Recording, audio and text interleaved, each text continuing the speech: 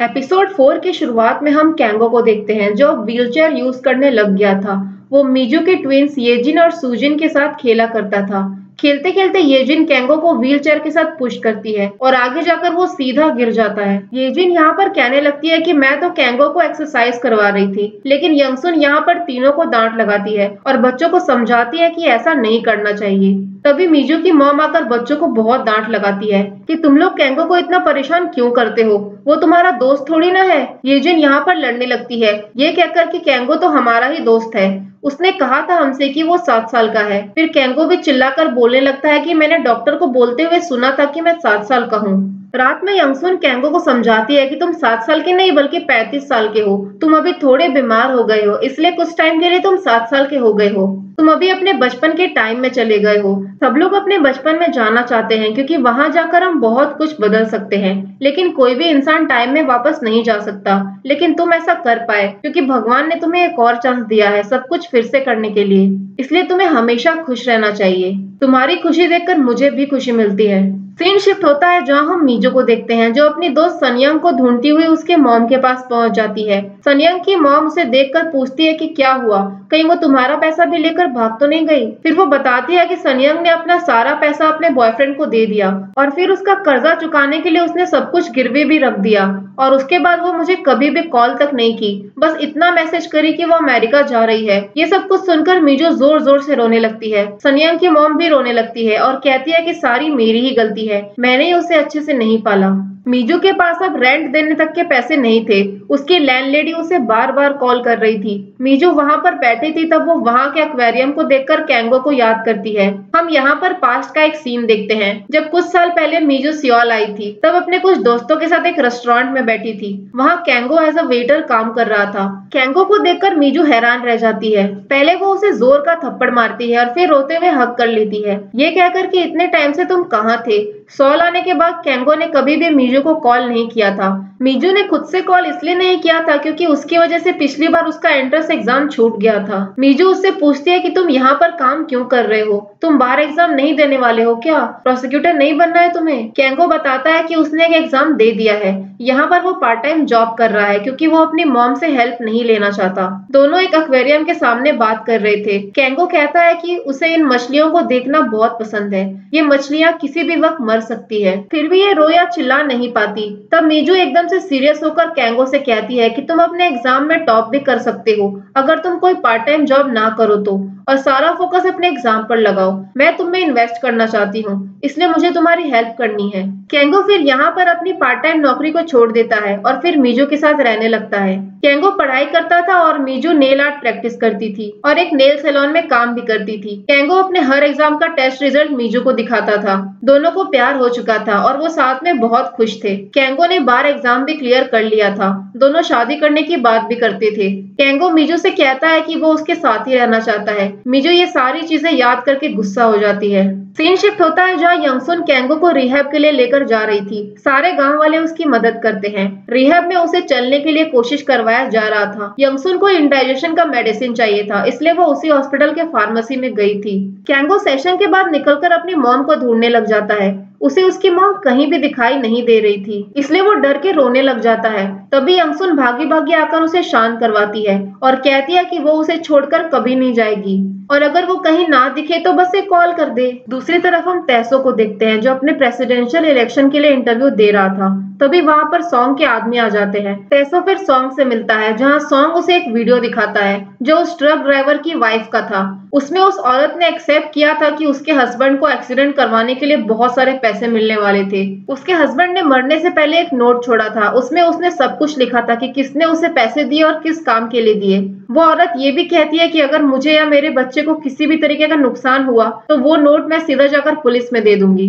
Song कहता है कि उसे पता चला कि कैंगो एक्सीडेंट के टाइम पर सो रहा था, जो काफी अजीब था क्योंकि अपनी मॉम से सारा रिश्ता खत्म करने के बाद वो इतना आराम से कैसे सो सकता है। सॉन्ग ने पता किया था कि एक्सीडेंट के एक दिन पहले हायंग ने नींद की दवाइयां खरीदी थी। तैसो समझ चुका था कि सॉन्ग को सब कुछ पता है। तैसो यहाँ पर कहने लगता है कि तुम्हें हेसिक याद है जिसका पिग फार्म हुआ करता था। कैंगो हायंग से तब मिला था जब उसने उसे ड्रग्स के शक में चेक किया था और जब तैसो ने कैंगो के बारे में पता किया तब उसे पता चला कि कैंगो को ये सब करने का ऑर्डर नहीं मिला था।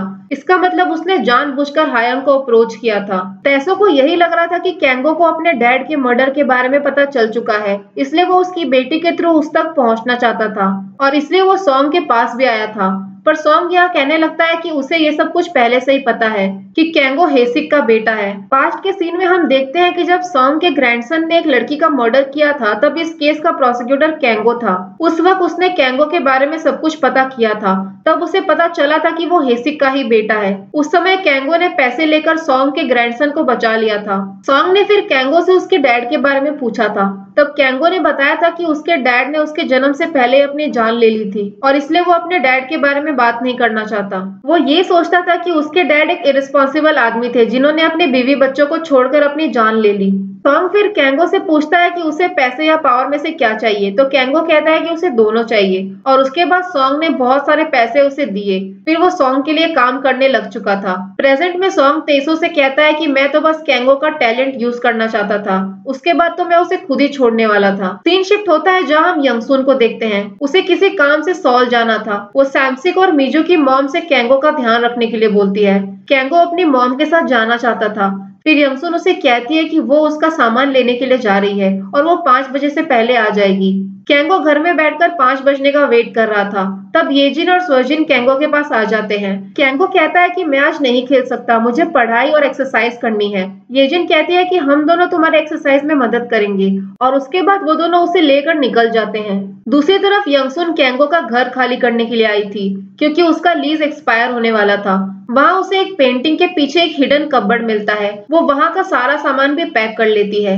उसके बाद वो उसके ऑफिस से भी सारा सामान ले लेती है। उस समय वहाँ एक औरत आकर चिल्लाते हुए कैंगो के बारे में पूछ रही थी। वो कहने लगती है कि कैंगो ने पैसे लेकर मेरी बेटी को फंसा दिया।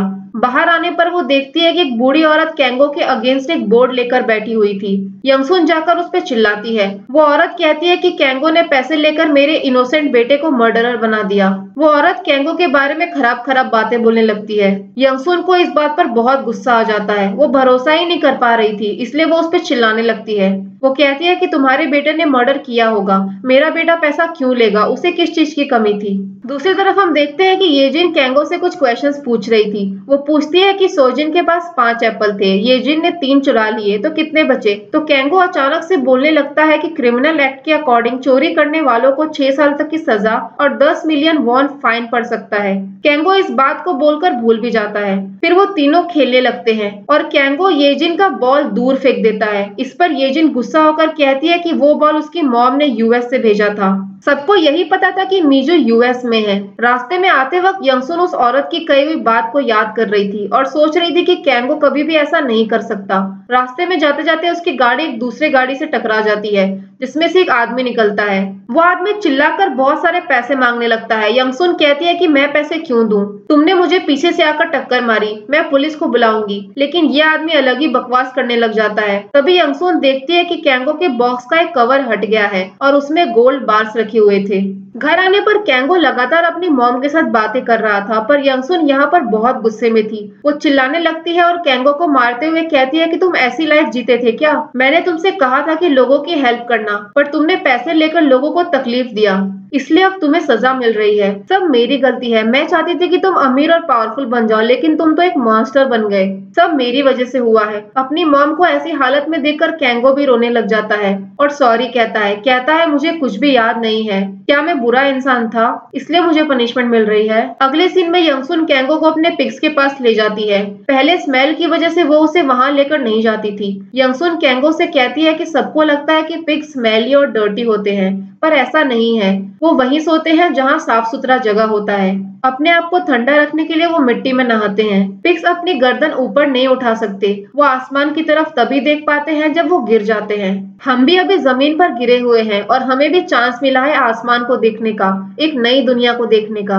इस तरफ हम मीजो को देखते हैं जहाँ वो दूसरे नेल सैलून में काम कर रही थी, पर वहाँ भी लोग उसे पैसे मांगने पहुंच जाते हैं, जिस वजह से उसे नौकरी से निकाल दिया जाता है। इस तरफ हम सैमसिक को देखते हैं जो एक रेस्टोरेंट में काम कर रहा था। इस बारे में उसने किसी को भी नहीं बताया था। यहाँ पर यंगसुन कैंगो को अच्छे से तैयार करती है और फिर पिग फार्म के लिए निकल जाती है। कैंगो मन में सोचता है कि मॉम ने मुझे बाहर जाने से मना तो नहीं किया, इसलिए वो बाहर निकलकर हर जगह येजिन का बॉल ढूंढने लग जाता है। ढूंढते हुए वो उसी आदमी के घर पहुंच जाता है। वहां जाकर वो आदमी उसे वहां से निकलने को कहता है। इसलिए कैंगो फिर से अपना कोई लॉ का आर्टिकल उसे सुनाने लग जाता है और थोड़ी देर में खुद ही भूल जाता है कि वो बोल क्या रहा था। बाहर जाकर बॉल को ढूंढते हुए वो काफी दूर आ गया था। गलती से उसने अपना फोन भी वहीं पर गिरा दिया था।